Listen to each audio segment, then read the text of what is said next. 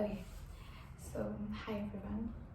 We are looking at the second chapter of this book, SourDough by Roman Sloan. So the slurry table is the name of the chapter, and let's get started. Work looked like this.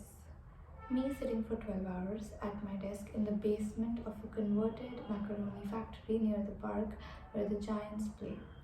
My company-issued laptop was hulking and loud, the roaring fan necessary to cool the superfast GPU within. At my desk, I hooked it into a pair of monitors, a keyboard, a tablet with stylus, no mouse.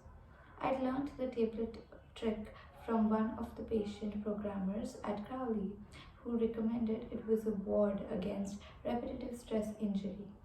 Here, at General Dexterity, the Reds regarded it strangely. They could not yet imagine their bodies betraying them. ARM OS was comprised of two lobes. First, there was control, the code that told the arms how to move. It read their super precise sensors, flexed their motor muscles. The code was very compact and highly optimized because any improvement to control, a faster sensor reading, a firmer grip applied to everything the arms did. Then there was task, the code that told the arms why to move. Task was a thrilling jumble of heuristics and hacks. If control was all about one thing moving in space, then task was about 1,000 things. The module called stacking gave the arms a theory of gravity, balance, and layers, and right next door there was the module called glassware, a hard-coded cheat sheet containing the dimensions to the micrometer of the world's 10,000 most common scientific flasks and vials. In addition to task and control, there was also inference, the code that allowed there was also interface, the code that allowed users to control their arms and apply continuous ARM OS upgrades, all with a simple web app, but the other team's petite interface because its work was so easy. My manager Peter had recently been promoted to oversee all of control. I worked on the submodule responsible for for proprioception, which is, I think, a beautiful word, proprioception, and also the process by which organisms judge the position of their own body parts in space. It's a crucial sense, definitely more important than a few of the big five. When you walk, you look forward, not down at your feet, because you are confident they are where you expect them to be, obeying your commands. That's a pretty cool feature. It was an unanticipated consequence of working on robot proprioception that I would often sit at my desk, snaking my arms around in the air, trying to pay very close attention to what was happening. I'd close my eyes, extend a hand, lift it slowly while rotating it at the same time. What was I feeling? The weight of my own limb? Yes, but also a tendril of strange information. Not touch exactly, something else. Proprioception. I did this quite a bit for reasons both technical and therapeutic. And once I opened my eyes to find Peter standing there, silently watching me propriocept, I yelped. My persistent stomach ache had been diagnosed after a consultation at General Dexterity's in-house clinic. Next to the dentist and the masseuse, as stress-related, the nurse plucked a brochure from a thick stack. Its title, printed in dexterous blue, was Taking Care of Yourself While You Are Changing the World. It was Peter who recommended switching to the liquid mental replacement that he and many of the other programmers preferred, and that seemed easier to digest under the circumstances, which were extreme and unrelenting. Slurry, he said, it's outstanding.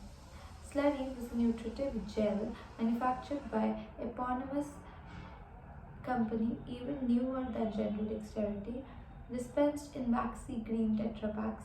It had the consistency of a thick milkshake. It was nutritionally complete and rich with probiotics. It was fully dystopian. I signed up for a trial month using a coupon code obtained from Peter and had my subscription delivered directly to my office. I was not alone. On the day I picked it up in the mailroom, there was an enormous ziggurat of green Tetra packs waiting on a shipping pallet. The gel tasted like burnt almonds and it did sit better in my stomach than the regular food in the cafeteria.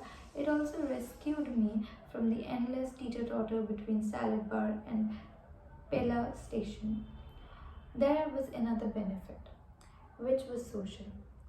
At meal times, I sat in the slurry corner of the cafeteria where a non significant fraction of the dextrose gathered to furtively slurp our grey gel. The group around my table became my first shaky scaffolding of office friendship. Peter was our chieftain and he was in fact sponsored by Slurry. His deluxe subscription provided free as long as he continued to place in the top 5 in his age group at approved athletic events, 10K races, triathlons, caber tosses, and do so wearing bright green Slurry branded spandex. His subscription was a bleeding edge formulation with occasionally noxious side effects. He consumed it 3 times a day, 7 days a week. The rest of us ate slurry only 2 or 3 days a week. The other days we slunk into the lunch time to select our preferred fried chicken parts under Chef Kate's woeful gaze. Besides Peter, there was Garrett, a pale and immense programmer, or on the internationalization team, Benjamin, a security specialist who worked to ensure that the robot arms couldn't be hacked, Anton, a sales associate burdened with a deeply unfortunate Bluetooth earpiece, and Arjun, a sprightly interface designer, also from Michigan, who became the first of the dexterous I dared to call my friend. In addition to our interaction at the study table, Arjun and I sometimes migrated to a bar further down Townsend Street after leaving the office for 10 p.m. beers and cheese fries. Peter did not approve. During a lull in the conversation around the table, they were many, we were awkward. I told my comrades in Slurpage and the sad news about Clement Street soup and sourdough. I don't eat bread, Peter said preemptively. Didn't it hurt your stomach? Asked Garrett. It had not. The soup was really spicy, but it was balanced somehow, and I really liked the guys who made it. My cheeks felt tight, and I knew I was emitting a pulse of emotion that was too much for this crowd.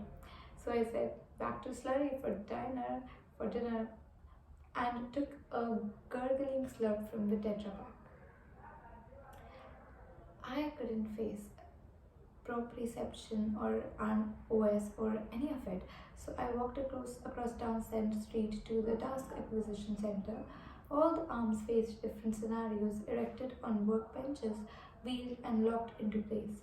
One was an array of test tubes, as in a lab, another a disassembled phone, as in a factory, another an open cardboard box, as in a warehouse, and on and on.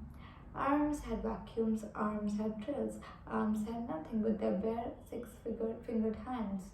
The training floor clicked and whirred and whined and thwacked.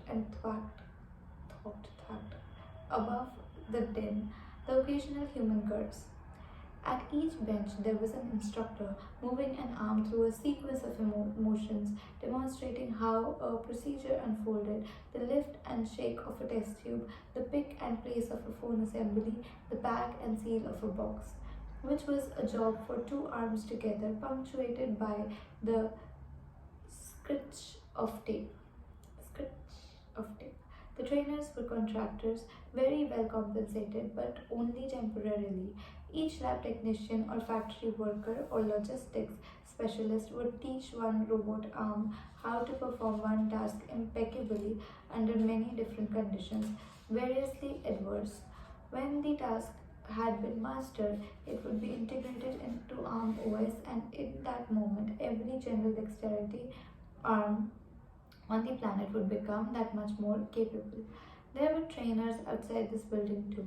In addition to an all built in capabilities of ARM OS, there was a marketplace for skill extensions, things more niche than we could ever imagine. How to swirl a petri dish containing a particular strain of bacteria, how to insert a fuel rod safely into a nuclear reactor, how to sew the laces into a football. Whole companies had formed around some of these tasks. The fuel rod people had just 3 customers and they were rich. I paused for a moment to watch the arms at work, and in their subtlest motions, I could see my contribution. When they swiveled in 2 dimensions at once, the motion was smoother than it had been a few months ago.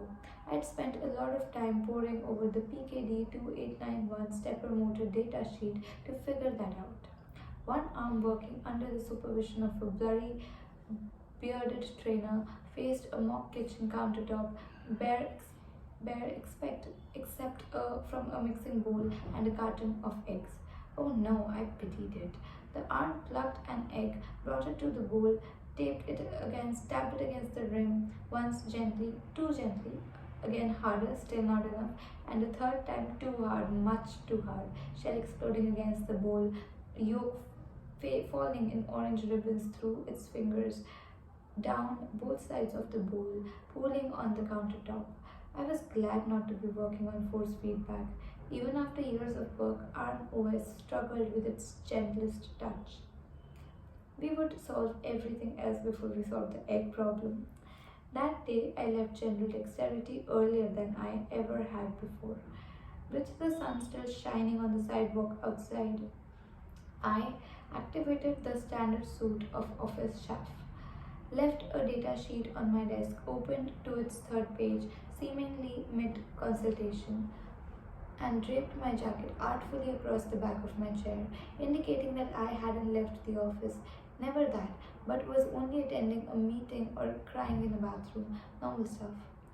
In fact, I hopped aboard the Muni train bound for downtown, riding across the city. I had a naughty feeling in my chest that I briefly worried might be cardiac, but by the time the 5 bus arrived in the Richmond district, I understood it was simply sorrow. Okay, so yeah, I did fumble a lot in between, but the words were a bit weird, and I also fumbled on some very simple words, but yeah, pardon me for that. So we will go through, yes, we are done with 2 chapters. Thank you for listening.